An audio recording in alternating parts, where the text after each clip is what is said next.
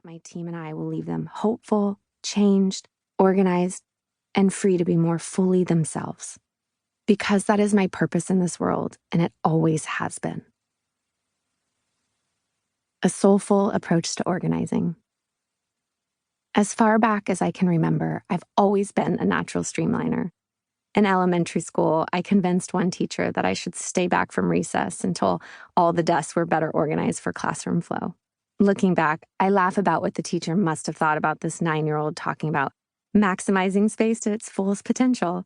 She must have thought I was crazy, but she was gracious. You gotta love a good teacher helping you build your confidence.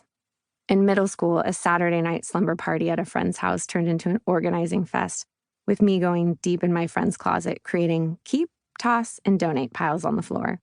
I know, I'm a real party animal. But while I appreciate the aesthetics of a tidy space, that's not what draws me to organizing. I may not have recognized it in grade school, but my effort to create more efficient spaces is really about how the outcome will make people feel. I still remember how excited my friend was at the sleepover when she realized that every single thing in the closet was something she loved. Having a natural intuition for creating better flow came in quite handy in my early 20s. At that time, I was working as the personal assistant for a professional athlete in LA. My job was to keep all aspects of his daily routine and home life organized. The fact that he moved 5 times in about as many years might sound like a nightmare for someone in my position, but I saw each move as an opportunity to create increasingly better systems of organization for his home, lifestyle, and priorities. I love that challenge because I became a firsthand witness to what it looks like when what you own is no longer owning you, but serving the life you want to lead. The more we simplified and streamlined his living environment, the more at ease and uplifted, the more himself my employer became. Ultimately, I wanted to make my boss happy, not only with my work, but with the rhythm of his daily life. Little did I know that the principles I uncovered in that process would lead to the business I have today. Perhaps it's because my career in organizing did not begin in a traditional way that my approach with new clients is a little out of the ordinary as well. It's grounded in happiness and in helping clients figure out what will allow them to live more wholeheartedly in their own homes.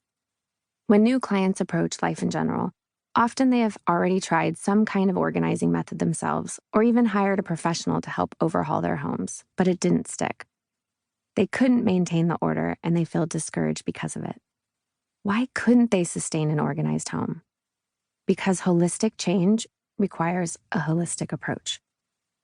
Whenever my team and I begin a new project, before we do anything else, we take time with our clients and ask to hear their stories.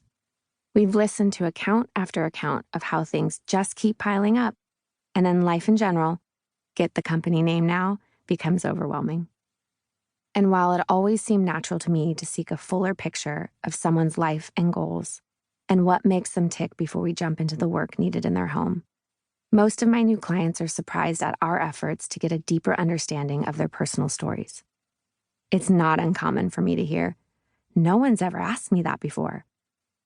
I think one of the biggest misconceptions about organizing is that it can exist in a vacuum. Discard, clean, repeat. But in reality, that's totally not the case. Since every facet of our lives is interconnected, our health in one area inevitably affects our health in another. And that's why I've always felt that Life in General's approach needed to serve both the emotional and physical levels by 1, seeking to understand a person's values, passions, life goals, and potential emotional hangups around possessions that aren't serving the life they want to live. 2, helping them identify and flip the script on those emotional barriers.